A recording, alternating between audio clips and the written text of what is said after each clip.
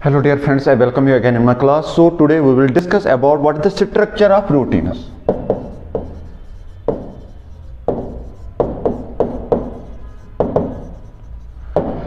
Proteins are bipolymers of condensation of various amino acids. जब हम बहुत सारे अमाइनो एसिड्स को कंडेंस करते हैं to form a peptide bond, they form polypeptides and these are known as proteins. So it is the condensation polymers of various alpha amino acids.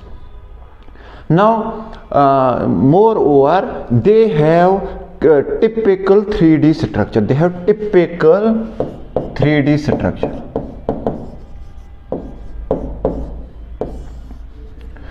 So overall, the structure of proteins have been categorized as primary, secondary, tertiary, and quaternary structure. And the secondary, tertiary, quaternary, they are more complex as compared to primary or secondary structure. Now coming to primary structure of proteins. First one, primary structure of proteins.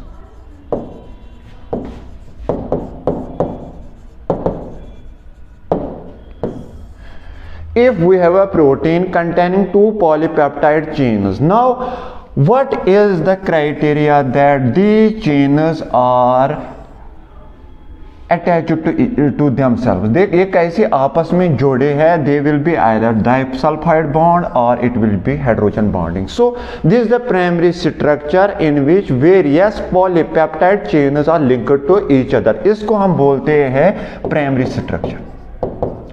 और primary structure में क्या होता है कि various amino acids in a protein chain, how much they are arrange, ये कैसे arrange किए हुए हैं. हमारे पास अमाइनो एसिड्स है बहुत सारे, जिगजैग फैशन में एक प्रोटीन में कैसे अरेंज है, इसको भी हम प्राइमरी स्ट्रक्चर बोल सकते हैं. और तीसरी डेफिनेशन जो है कि हमारे पास अब प्रोटीन है लंबा सा जिगजैग चेन. अब अगर हम हाइड्रोलिसिस प्रोडक्ट करेंगे whether in mineral acids or in the presence of enzymes. So there are basically three types of definitions. One is how polypeptide chains are linked each other. This is the primary structure of proteins. Second one, how various alpha amino acids are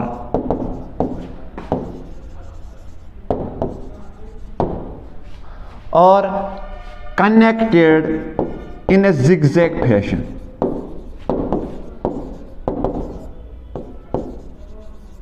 This is the basic primary structure. अगर हम इसमें बनाएंगे ऐसे simple, हमारे पास ऐसे होता है.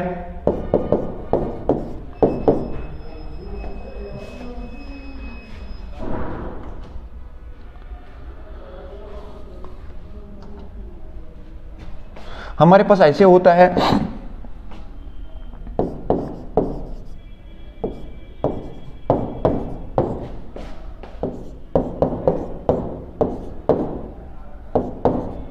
And so on.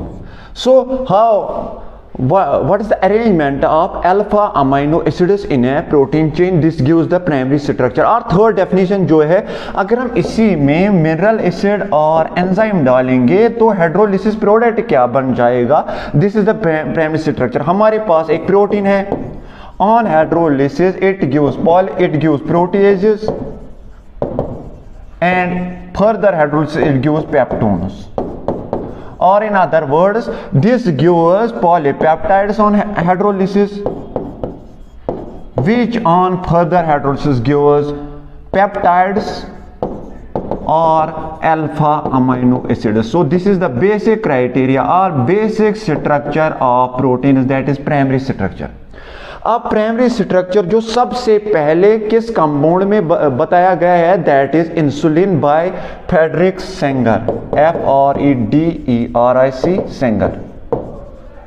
In 1958 he was awarded with Nobel Prize for this work.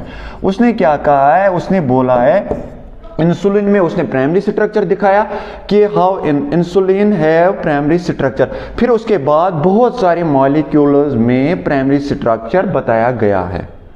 अब हमारे पास प्राइमरी स्ट्रक्चर के क्या फायदे हैं? द केमिकल प्रॉपर्टीज और the various modifications of A compound can be basically described by primary structure. अगर primary structure में कुछ प्रॉब्लम हो जाएगी तो ओवरऑल जो मॉलिक्यूल है उसमें प्रॉब्लम है। अगर हम इसमें देखेंगे एग्जांपल में प्रोटीन में, अगर एक अमाइनो एसिड, एक लंबी सी चेन है प्रोटीन की, अगर एक जगह प्रॉब्लम है, एक अमाइनो एसिड के बदले दूसरा अमाइनो एसिड है होगा तो उसमें टोटल डिफरेंट म्यूटेशन होती है। मैं आपको वो एग्जांपल दिखाता हूं, जैसे नॉर्मल हीमोग्लोबिन, उसमें arrangement of alpha amino acid कैसे होता है? Normal haemoglobin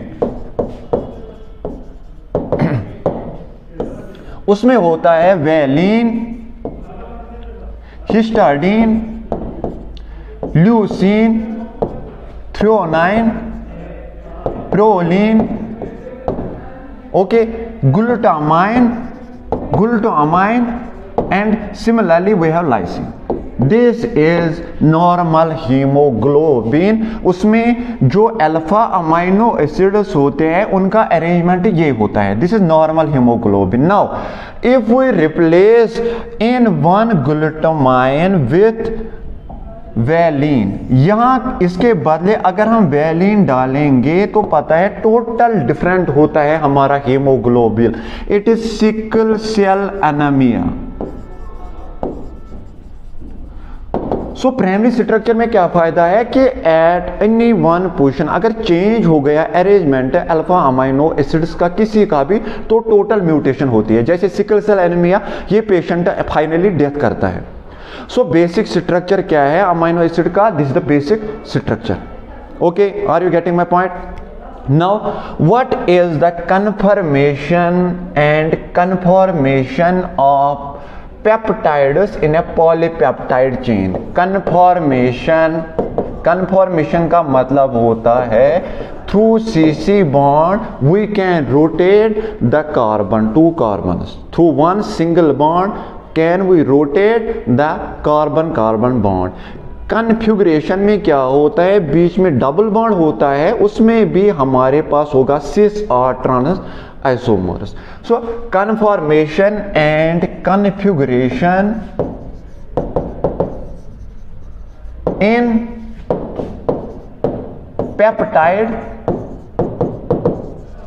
chain in a polypeptide.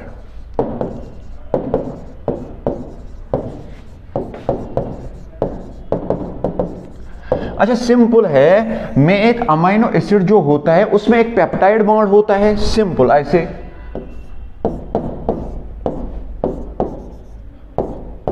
इसमें एक peptide bond, this is the peptide bond NCOH, ठीक है। अब मसला क्या हो जाएगा? इसके ऊपर लोन पेयर है, it will show resonance like this.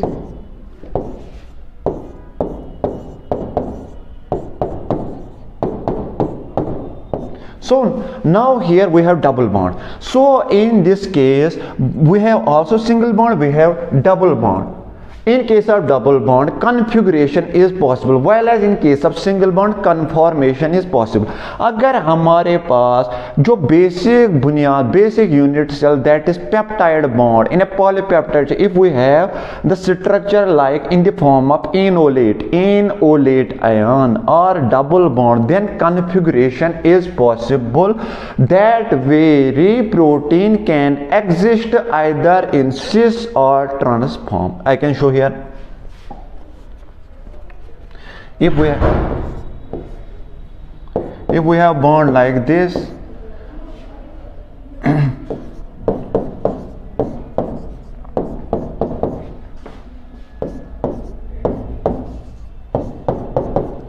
अगर हम देखेंगे यहां से जो R है, ये वाला R और ये वाला part, this is bigger part than this part, this exist in trans form. Trans form का मतलब होता है टोटल अपोजिट डायरेक्शन में। अगर ये इस साइड है, ये इसके अपोजिट में है। अगर सेम साइड में है then it is cis form. अगर टोटल अपोजिट साइड में है then it is trans form. So in this case if we see like this, I can make it as like this, because हमें सिस और trans कहां possible है, जहां हमारे पास unsaturation है।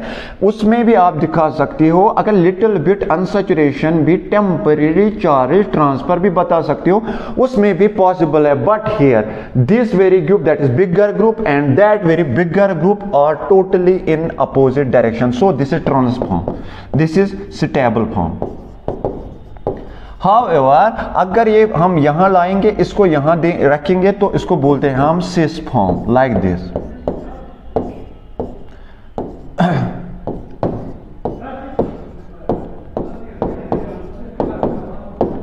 This is cis form.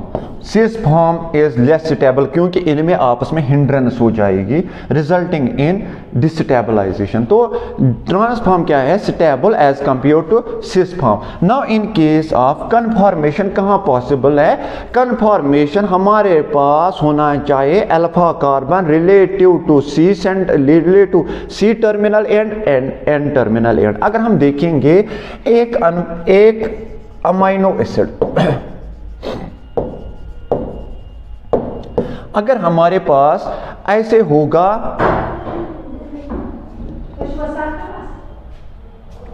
क्या करूं, हाँ क्या करूं, क्लास ना हुई